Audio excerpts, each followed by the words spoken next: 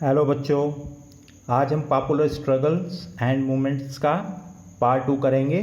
ठीक है, पहले पार्ट में हमने देखा कि कैसे नेपाल में डेमोक्रेसी को रेस्टोर कर दिया जाता है। ठीक है, कैसे लोग स्ट्रगल करके राजा के साथ, किंग के साथ डेमोक्रेसी को दोबारा से बहाल कर देते हैं। इस पार्ट में हम देखेंगे बोलिवियास वाटर वॉर। बोलिविया का जो जल युद्ध होता है उसके बारे में, जल युद्ध होता है वो क्या होता है उसके बारे में पढ़ेंगे। The story of Poland and that of Nepal apply to the struggle for establishing or restoring democracy. तो पोलैंड और नेपाल के जो लोग जो संघर्ष करते हैं इन देशों में, वो या तो डेमोक्रेसी को दोबारा से रेस्टोर, बहाल करने के लिए, या फिर डेमोक्रेसी को एस्टैब्लिश यानी कि स्थापित करने के लिए करते हैं। ठीक है, but the role of popular struggles does not come to an end with the establishment of democracy.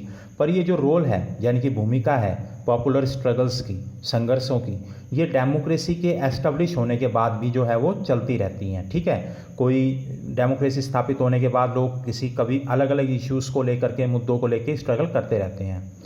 Peoples successful struggle against privatisation of water in Bolivia reminds us that popular struggles are integral to the working of democracy. तो Bolivia में क्या होता है, लोग जो water supply का जो privatisation यानी कि निजीकरण जो है वो कर देते हैं, तो उसके खिलाफ लोग जो है स्ट्रगल करते हैं। और ये भी हम जान लें कि जो पॉपुलर स्ट्रगल्स होती हैं ये डेमोक्रेसी की वर्किंग के लिए और फंक्शनिंग के लिए बहुत ज़रूरी हैं। ठीक है, Bolivia is a poor country in Latin America. Bolivia एक बहुत ही गरीब देश है लैटिन अमेरिका का। ठीक है, the World Bank pressurise the government to give up its control of municipal water supply. और जो विश्व बैंक है वो बोलिविया की सरकार पे प्रेशर यानी कि दबाव डालता है कि जो वाटर सप्लाई है, म्यूनिसिपल वाटर सप्लाई है, उसका प्राइवेटाइजेशन कर दिया जाए। यानी कि गवर्नमेंट जो है वो अपना कंट्रोल छोड़ करके प्राइवेट जो है ओनरशिप दे दे। The government sold this rights for the city of Cochabamba to a multinational company. और जो गवर्नमेंट है वो वर्ल्ड बैंक के प्रेशर में आ जाती है और जो अधिकार हैं वाटर सप्लाई के वो एक प्राइवेट एमएनसी यानी कि मल्टीनेशनल कंपनी को दे देती है। ठीक है, कोचाबम्बा शहर में। The company immediately increase the price of water bye 4 times. अब कंपनी क्या करती है, जो पानी का जो रेट है, प्राइस है, ठीक है, मूल्य, उसको 4 गुना बढ़ा देती है। ठीक है, many people received monthly water bill of 1000 in a country where average income is around Rs 5000 a month. अब कई लोगों को 1,000 रुपये का बिल आने लगा हर महीने, और वो भी ऐसे देश में जहाँ पे लोग बहुत गरीब है और जिनकी औसत आय महीने की एवरेज इनकम 5000 रुपये है। This led to a spontaneous popular protest. और इसकी वजह से लोग जो है एक विद्रोह करना शुरू कर दिया लोगों ने। ठीक है, In January 2000, a new alliance of labor, human rights and community leaders organized a successful 4-day general strike in the city.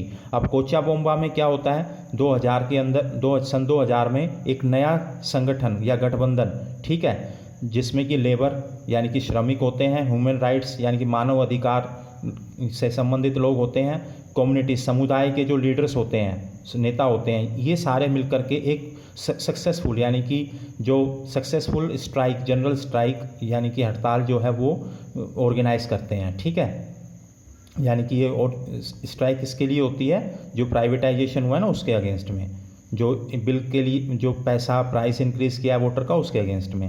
The government agreed to negotiate and the strike was called off. अब government है जो इनसे बातचीत करती है इस new alliance से, ठीक है, और हड़ताल जो है वो ख़त्म कर दी जाती है। येट नथिंग हैपेंड, पर वादों के बाद भी कुछ नहीं करती सरकार। The police resorted to brutal repression when the agitation was started again in फरवरी।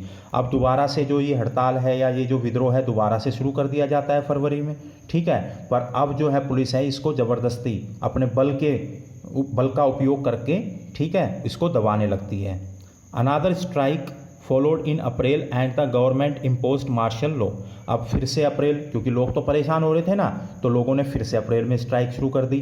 ठीक है, तो गवर्नमेंट ने फिर से इसको दबाने के लिए मार्शल लॉ यानी कि आर्मी रूल जो है वो इम्पोज कर दिया, लगा दिया। But the power of the people force the official of the MNC to flee the city and made the government concede to all the demands of the protesters. पर जो लोगों की जो ताकत थी उन्होंने अपनी ताकत दिखाई, लोगों ने विद्रोह किया बहुत ज़बरदस्त, ठीक है, एमएनसी के अगेंस्ट। और इस डर से जो एमएनसी के बड़े बड़े ऑफिसर्स थे, ठीक है, वो भाग गए ठीक है, शहर को छोड़ करके, ठीक, और लोगों की जीत हुई, ठीक है, और गवर्नमेंट ने भी उनकी जितनी भी मांगे थी वो सारी की सारी मान ली थी, ठीक। The contract with the MNC was cancelled and water supply was restored. तो जो कॉन्ट्रैक्ट था एमएनसी के साथ उसको जो है कैंसिल कर दिया गया, ठीक है, और जो वाटर सप्लाई थी फिर से गवर्नमेंट ने अपने हाथ में ले ली, ठीक, और वही पुराने रेट, ओल्ड रेट्स जो है वो लागू कर दिए गए। This came to be known as Bolivia's water war, और इसी को बोलिविया का जल युद्ध कहते हैं, ठीक है, जिसमें लोगों की जीत हुई, ठीक।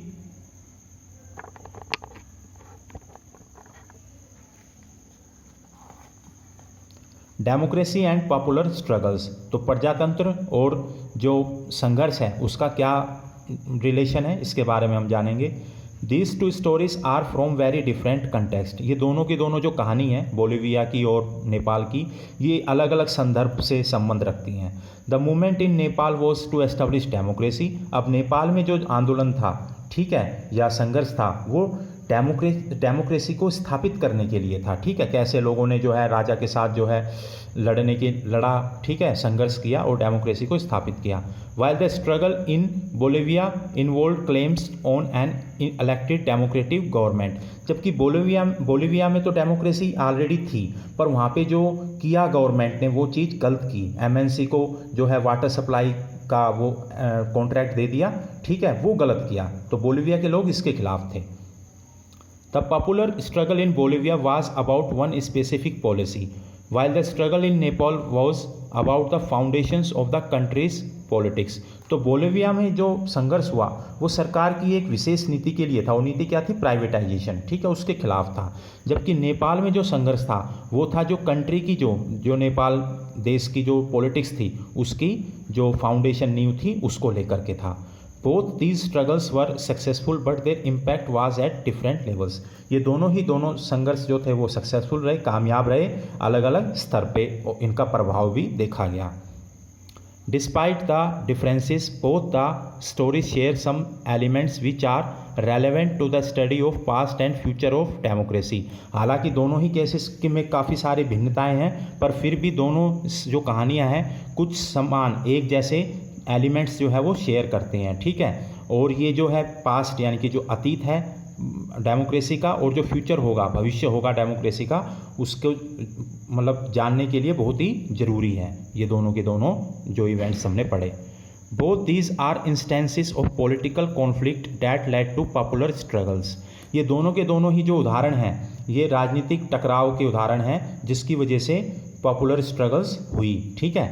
इन both this cases the struggles involve mass mobilisation. दोनों ही केसेस में जो लोग जो है बहुत बड़ी मात्रा में इकट्ठा हुए, ठीक है। मास मोबिलाइजेशन मतलब बहुत बड़ी मात्रा में लोग इकट्ठा हुए, ठीक है, अन्याय के खिलाफ। Public demonstration of mass support clinched the dispute. अब लोगों ने जो है वो डेमोन्स्ट्रेशन प्रदर्शन करना शुरू कर दिया और इसको मास सपोर्ट, सभी लोगों का जो है सपोर्ट मिला, ठीक है, सभी लोग इनके फेवर में थे, ठीक है। इसलिए जो डिस्प्यूट है वो सोल्व हो गया। लोग क्योंकि सरकार को लगा कि या फिर राजा को लगा, नेपाल के केस में राजा को और बोलिविया के केस में सरकार को, कि पब्लिक इतनी ज़्यादा है और इनको इतना सपोर्ट है, इतना तगड़ा प्रदर्शन है, तो जल्दी से जल्दी इसका सॉल्यूशन कर दो, नहीं तो गड़बड़ हो जाएगी। Finally both instances involve critical role of political organisation. और फिर इनमें जो राजनीतिक संगठन है उनका भी एक बहुत अहम भूमिका थी। If you recall the first chapter of class 9th textbook, this is how democracy has evolved all over the world. We can therefore draw a free conclusion from these examples. तो क्लास 9th में भी आपने कुछ पढ़ा था इससे related, ठीक है, और इसमें भी तो हमने ये जो चैप्टर में पढ़ रहे हैं तो इनको देखने के बाद या समझने के बाद हम कुछ कॉन्क्लूजन्स, निष्कर्ष पे जो है वो पहुंच सकते हैं, ठीक है। वो निष्कर्ष क्या है उसके बारे में पढ़ लेते हैं। सबसे पहला तो ये है कि democracy evolves through popular struggles, कि डेमोक्रेसी यानी कि प्रजातंत्र का जो डेवलपमेंट होता है, विकास होता है, ठीक है, वो पॉपुलर स्ट्रगल्स की उसमें बहुत ज़्यादा भूमिका है, ठीक है। संघर्षों की बहुत बड़ी भूमिका होती है डेमोक्रेसी के इवॉल्व होने में। It is possible that some significant decisions may take through consensus and may not involve any conflict at all. हालांकि ये भी संभव है कि कुछ बहुत ही ज़रूरी जो फैसले होते हैं वो आम राय से लिए जाते हैं, ठीक है, और कोई भी कॉन्फ्लिक्ट उनमें नहीं होता है। यानी कि कुछ डिसीजंस ऐसे होते हैं जो कि कंसेंसस मतलब आम राय से होता है, और कोई इन्वॉल्व कॉन्फ्लिक्ट टकराव का कोई भी बिंदु नहीं होता। But that would be an exception, पर ये एक अपवाद है, यानी कि बहुत ही कम इश्यूज होते हैं जो कि बड़े शांतिपूर्ण तरीके से सुलझते हैं। Defining movements of democracy usually involve conflict between those groups who have exercised power and those who aspire for a share in power। अब डिफाइनिंग मूवमेंट सबसे मेन जो चीज़ होती है डेमोक्रेसी में वो क्या होता है, कॉन्फ्लिक्ट टकराव। किसके बीच में, जिन लोगों के हाथ में पावर होती है और जो लोग पावर लेना चाहते हैं, यानी कि जो गवर्नमेंट बनाना चाहते हैं, ठीक है, किनके बीच में, जिनके हाथ में पावर होती है और जो लोग पावर चाहते हैं। These movements come when the country is going through transition to democracy। और ये कब होता है, जब जो कंट्री है, देश जो है वो डेमोक्रेसी की तरफ बढ़ रही होती है। एक्सपेंशन ऑफ डेमोक्रेसी, डेमोक्रेसी के विस्तार के केस में, और डीपनिंग ऑफ डेमोक्रेसी, और डेमोक्रेसी के गहराई यानी कि और भी मैच्योर होने में। तो ये कॉन्फ्लिक्ट कब होते हैं, ठीक है, कब होते हैं, ये जब होते हैं जब कंट्री, कोई भी देश डेमोक्रेसी की तरफ बढ़ रहा हो, डेमोक्रेसी का विस्तार हो रहा हो, या डेमोक्रेसी और भी ज़्यादा मैच्योर हो रही हो, जब ये कॉन्फ्लिक्ट होते हैं। पहला तो ये, ठीक है। Democratic conflict is resolve through mass mobilisation. आपको दिख नहीं रहा होगा, फिर से मैं एक बार कर देता हूँ कि जो डिफाइनिंग मूवमेंट होता है डेमोक्रेसी का, उसमें कॉन्फ्लिक्ट होते हैं between the groups who have exercise power, जो पावर यूज़ कर रहे होते हैं और जो पावर लेना चाहते हैं, शेयर करना चाहते हैं, पावर में अपना हिस्सा चाहते हैं। और ये these movements come when countries going through transition to democracy, expansion of democracy and or deepening of democracy. तो ये मूवमेंट कब आते हैं, या तो डेमोक्रेसी की तरफ जा रहा हो देश, या उसका विस्तार हो रहा हो डेमोक्रेसी का, या डेमोक्रेसी मैच्योर हो रही हो। दूसरा पॉइंट है democratic conflict is resolve through mass mobilisation, ठीक है। दूसरा पॉइंट ये है कि डेमोक्रेटिक जो कॉन्फ्लिक्ट होते हैं वो किससे रिजोल्व किए जाते हैं, किससे सुलझाए जाते हैं, मास मोबिलाइजेशन से।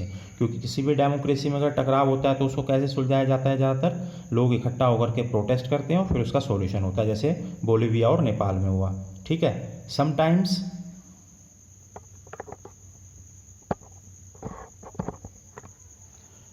it is possible that the conflict is resolved by using existing institutions like the parliament or judiciary। कई बार डेमोक्रेसी में मास मोबिलाइजेशन से भी चीज़ें सुलझाई जाती हैं, और कई बार क्या होता है, जो कॉन्फ्लिक्ट होते हैं वो पार्लियामेंट यानी कि संसद और जुडिशरी यानी कि न्यायपालिका की मदद से भी हो जाते हैं डेमोक्रेसी में। But when there is a deep dispute very often these institutions themselves get involve in the dispute. पर जब कोई बहुत ही डीप डिस्प्यूट होता है, बहुत ही भयंकर टकराव का बिंदु होता है या टकराव मुद्दा होता है जब भी कोई, तो क्या होता है, इस डिस्प्यूट में ये जुडिशरी और पार्लियामेंट भी इन्वॉल्व हो जाते हैं, ठीक है। The resolution has to be come from outside from the people. और ऐसी स्थिति में क्या होता है, जो फैसला आता है या जो सॉल्यूशन आता है वो लोगों की तरफ से आता है, पीपल की तरफ से आता है। These conflicts and mobilisations are based on new political organisations. तो दूसरा हमने देख लिया पॉइंट, दूसरे पॉइंट में यही है कि जो डेमोक्रेसी में कॉन्फ्लिक्ट जो होता है वो मास मोबिलाइजेशन से होता है, पर कई बार जुडिशरी और पार्लियामेंट भी सोल्व कर देते हैं। पर जब ये कोई कॉन्फ्लिक्ट बहुत ही डीप होता है, डिस्प्यूट बहुत ही डीप होता है, तो लोग ही उसका सॉल्यूशन करते हैं, ठीक है। These conflicts and mobilizations are based on new political organizations. True, there is an element of spontaneity in all such historic movements, but the spontaneous public participation became effective with the help of organized politics. There can be many agencies of organized politics. These include political parties, pressure groups and movement groups.